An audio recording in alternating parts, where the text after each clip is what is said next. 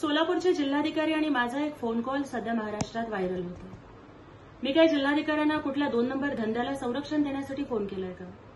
मी काय जिल्हाधिकाऱ्यांना कुठल्या टेंडरमध्ये मला टक्केवारी मिळावी म्हणून फोन केलाय का? मी काय जिल्हाधिकाऱ्यांना कुठल्या बेकायदेशीर कामासाठी फोन केलाय?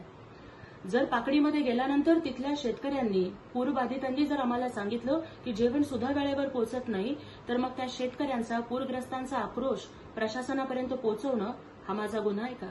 आणि जर गोरगरिबांचा आवाज बनणं हा जर गुन्हा असेल तर तुम्ही लाख वेळेला करेल। अरे मागच्या 5-6 दिवसांपासून कधी सिंदखेडला, कधी पाकडीला, कधी डारफळला, काल धाराशिव जिल्ह्यामधील देवगाव असेल, करंजा असेल, इथे सगळीकडे जीवाची पर्वा न करता पावसा पाण्यामधून आम्ही जातोय।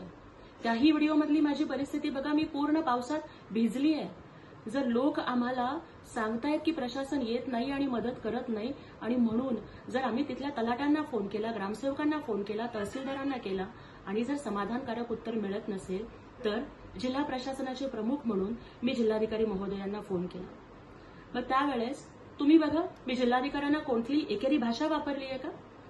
एका राजकीय पक्षाचे जरी प्रवक्ता असले तरी मी काय माझ्या पक्षाच्या नेत्याच्या नावानं त्यांना धमक्या दिल्या आहेत का?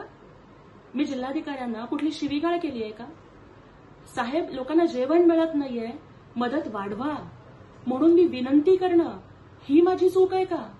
शेवटपर्यंत माझ्या तोंडामधून साहेब आणि विनंती असे नम्रपणाचे शब्द जर बाहेर पडत असताना तुम्ही काय करताय? तुम्ही किती किट आणले?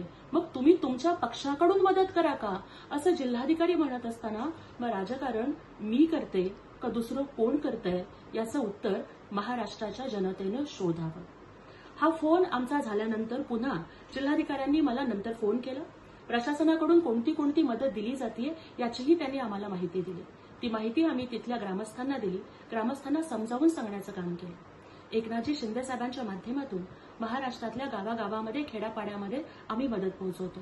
नवरात्रीचे 9 दिवसाचे उपवास असून सुद्धा तहान भुकेची पर्वा न करता कमरेपर्यंतच्या पाण्यातून चालत, चिखल तुडवत आम्ही लोकांपर्यंत पोहोचतोय। जिथे मदत देता येते तिथे मदत देतोय, जिथे काहीच देता येत नाहीये तिथं महिलांना मी माझा खांदा देतेय आणि खेड्यापाड्यातल्या बायका माझ्या गळ्यात पडून रडतायत आणि मी त्यांना धीर देतेय। हे माझं काम करणं हे चुकतंय का? हे राजकारण करणं आहे का?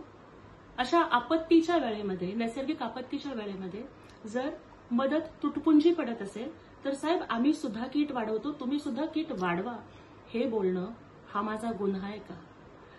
आणि जर गोरगरिबांचा आवाज बनणं, पूरग्रस्तांचा आवाज बनणं, शेतकऱ्यांच्यासाठी आवाज उठवणं हा गुन्हा असेल ना, तर असे गुन्हे मी लाख वेळेला करेन। तुम्ही खुशाल मला फासावरतीच लटकवा, मला काहीच वाटणार नाही, शेवटपर्यंत झगडत राहीन। आणि ज्या लोकांच्या पायाला साधा चिखल सुद्धा लागला नाही, आज ते लोक जर मला ट्रोल करत असतील तर त्यांना मी काडीचीही किंमत देत नाही।